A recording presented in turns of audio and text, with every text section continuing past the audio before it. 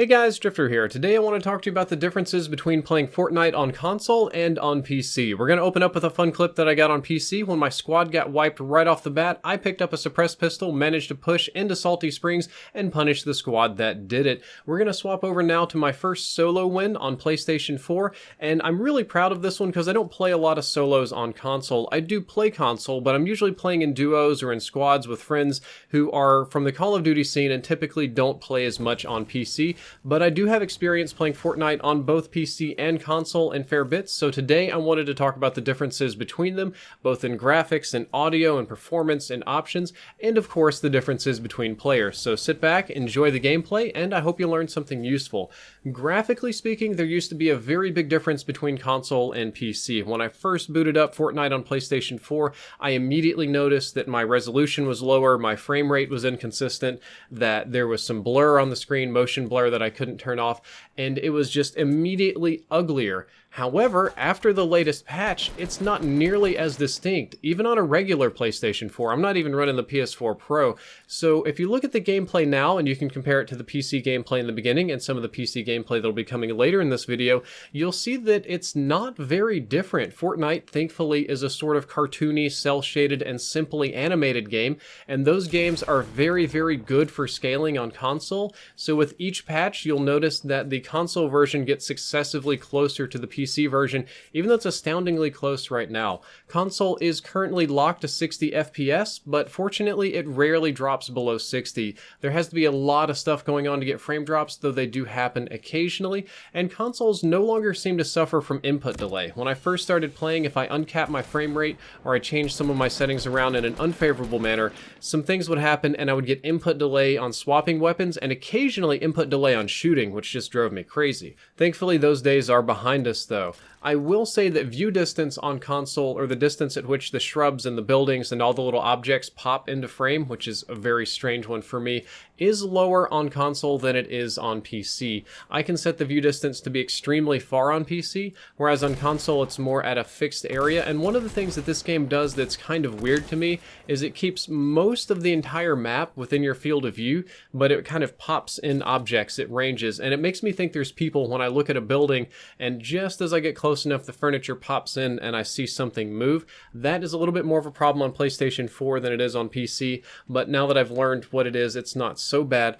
Overall though, I gotta say I'm impressed by the performance of Fortnite on console. I'm sure a lot of you expected to come in this video and just hear me poop all over the console and just come in and like twist my nipples and talk about how the PC Master Race is better, but it's doing really well on console, with differences that are growing increasingly minor with each patch. Consoles can do 4K as well, but somewhat less easily. Right now, the PlayStation 4 Pro struggles on it. The Xbox One X does it fairly well, but that does punish the system more. I imagine that'll get better in the future. However, on PC, you can super easily scale the game into 4K because it runs very, very light. It's not a very demanding game, so it's very easy to scale up in resolution, and it can very easily run at 120 FPS too, which is my normal frame rate. Even though I play on 60 Hz monitors, I just give myself a lot of frame rate buffering from streaming.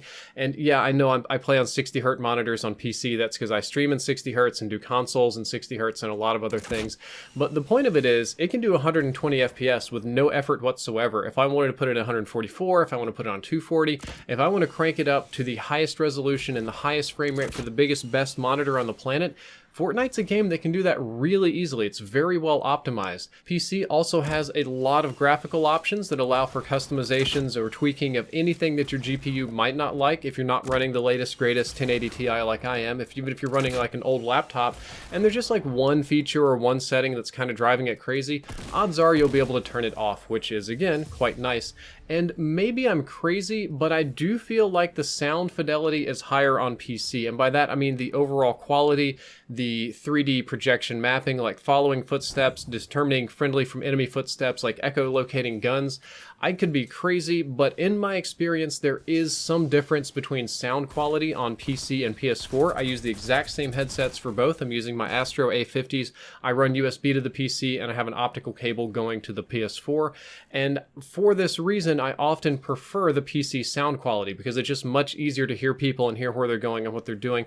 On console, it seems a little bit more muffled, a little bit more convoluted, and the way I have to compensate for that is to turn it up very, very loud to hear the subtleties in the sounds, and I tend not to do that. So yeah, sound is great on PC. There's one thing about it that's not great. When I tab out of the window, the entire game goes mute. If I open up Skype, if I open up Discord, if I open up XSplit, if I tab over to my browser, because I'm running a dual monitor setup, if I do anything that gets me out of that window, the sound immediately goes mute, which almost no other game that I own does that. Overwatch doesn't do that, PUBG doesn't do that, CSGO doesn't do that, Rainbow Six doesn't do that. It just immediately goes mute. So if I need to hide and just talk to somebody for a second, if I need to change a setting on Discord, if I need to invite somebody, if I need to check out Twitter, I can't hear anything, which means I can't hear people approaching, I can't hear gunshots, and it makes it very difficult for me to take breaks or do anything while I'm streaming, which is very, very frustrating. Before I get to talking about players, I do want to mention that I absolutely love the fact that my accounts link up so that my skins and my emotes and everything carries over. I bought some skins on PC, then booted up my PlayStation 4. They immediately carried over, and that was awesome, and I got my PS4 skins, and those immediately carried over to PC. So the Epic Games account link up was 100% worth the time, and I like that I can customize dings on different consoles. My friends list carries over. I can invite people across lobbies because Epic has full crossplay support as much as possible.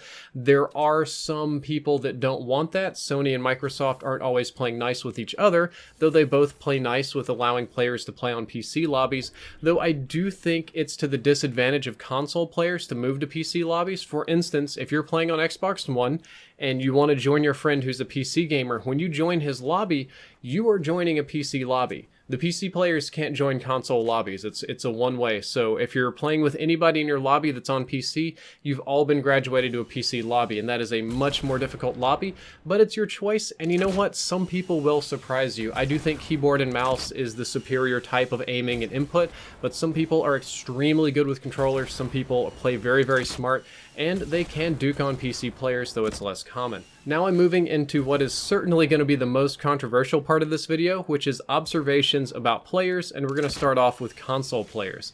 In my time playing on console, I've noticed that console players are way more casual than PC players, both in the total number of casuals and newbies, and in the average overall skill level. And this does make some sense given that the barrier to entry is so low. A gaming PC is very expensive, and the people that place PCs are stereotyped as elite gamers, whereas consoles are sold in Walmart, often secondhand at GameStop or between each other. They're much cheaper, and the game is free, so it's one of the cheapest ways to get into a higher end shooter game. So there's a lot of casual players, and that makes sense to me. But in general, console players move simpler. They like straight lines. They don't do the jump behind them. They don't zigzag quite as much. They move slower on average. They just do a lot of things slower. They react slower, and they are less likely to hear you doing things. Almost everybody on PC is sound whoring. I can't really sneak up quite as well, but there's a lot of people on console that I can literally walk right up behind, and I can hear their footsteps plain as day. They can't hear mine, and I can just murder them. Console players panic more easily, so rushing works way better, especially with the tac shotgun. Pumps are a little bit harder because of how aiming works in sticky aim. I like the tac shotguns way better on console. And console players build less, and when they do build, it is far slower on average. This is simply an input problem. I don't think it's that console players are stupid or that they don't want to build. I've done this myself. It's just difficult to build on the controller and swap back and forth fast enough to do things. Chaos always ends up building roof caps everywhere, and I can't say that I'm much better. But on average, if you're playing solos in a console lobby, I would say the top 10 players are going to be good, and the bottom 90 are more in the potato zone. Or if you're playing squads or something, usually it's like the last 3 squads that are good, and the other players are probably very casual. I don't want you to get the wrong impression from this and think that I think all console players are bad. Far from it. There are badasses in every single lobby, and I have been stomped by some very good players who do react quickly, who do sound whore, who do build fast, and who do aim very, very well on the sticks. They're just less common on average than PC players. You just run into them far less frequently, and you more frequently run into the people that got the game for free. When it comes to skills to master, I feel that the #1 skill to master is to be good at building on console. Console is just super hard to build on because you have to swap back and forth between your menus and tab with the bumpers super fast, and it's really easy to screw up. People that win at console are builders, and a good builder can just build circles around you and make you feel small and stupid in ways that I'm still recovering from, and I've just been dominated by builders for the most part on console, and I can't compete with it. Very few of the people I play with can compete with high-level building. Aiming is a little bit more wonky. There's a lot more shotgun fights, a lot more close-range fights, and rockets. So I would tell you to get good at building, and you'll definitely increase your placements. Now let's move on to observations about PC players. PC players are way more casual on Fortnite than they are on other PC games, similar to what I said about console players. There are more casuals playing PC Fortnite than casuals in just about any other PC game right now, but on average, they're still going to be more challenging than what you run into on console because of the nature of the platform. Most people that I run into are pretty normal for PC players with some casuals here and there, but there are a few of those PC Master Race, Hyper Elite, Adderall addicted gods that just, you'll run into somebody and they'll build a full fort in 2 seconds flat and cut a little hole in it, and they'll have time to add trussets and nice, like, they'll just design it and edit each part to make it look cool, and then they'll start shooting rockets at you, and they never miss a shotgun headshot, they never miss a sniper headshot. They're just god tier with that keyboard and mouse. You run into these people and they're very, very, very hard to deal with. Also, PC players are far more likely to play aggressive and to edit their buildings into weird shapes. Console players like to base up and get the high ground and push. It's called console conservatism. It's something that I've learned from Call of Duty in my years playing console for a long time. And they don't edit their buildings too much because it takes time. PC players are likely to just build and rush you with shotguns or try to do something crazy, and since you can edit the shapes with your mouse very, very quickly with 2 button presses, they'll edit corners and doors and holes and all sorts of things that kind of make you feel dumb. This aggression is not always to their benefit, though. I do think that Fortnite is a game that rewards aggressive play. However, in my experience, the players that rush me stupidly hard on PC, I can actually play them like a console player and base up and use my advantages to punish them on their way into me. It tends to work pretty well. When it comes to what I would recommend on how to get good for PC, building is a great skill for PC, or basically any version of this game, even mobile in the future. If you want to get good at this game, building is essential. But the skill that helped me get the most kills and survive the longest was getting good at shotgun headshots, or just headshots in general, but mostly shotgun headshots. Getting used to the up-close, high-mobility mouse aim without missing and bouncing around took me a long time to learn, but it also took me a long way in PC Fortnite. I had played Overwatch and CSGO and a few other PC games before, so I was familiar with aiming, but one of the things I was straight trash at is aiming up close. When people got in my face, I was not able to track them, and that's not saying that I panicked and that I flipped out and that I got scared, but that I simply lacked the skill to track somebody that was moving that fast close to me with the mouse.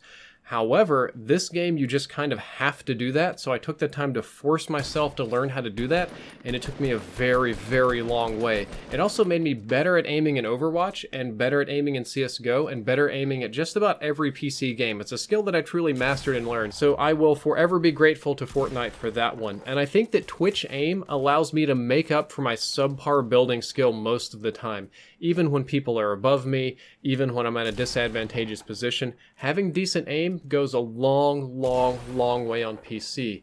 And that is it for this video. Those are my observations about the differences. I hope that you learned something useful. I hope you enjoyed the gameplay. And I may update this video later on when mobile versions come out. I have no idea how they're going to play. Supposedly you can cross-play all of them. I would love to see a mobile player take on a squad of PC players. That would be crazy, but I'm sure somebody's going to do it.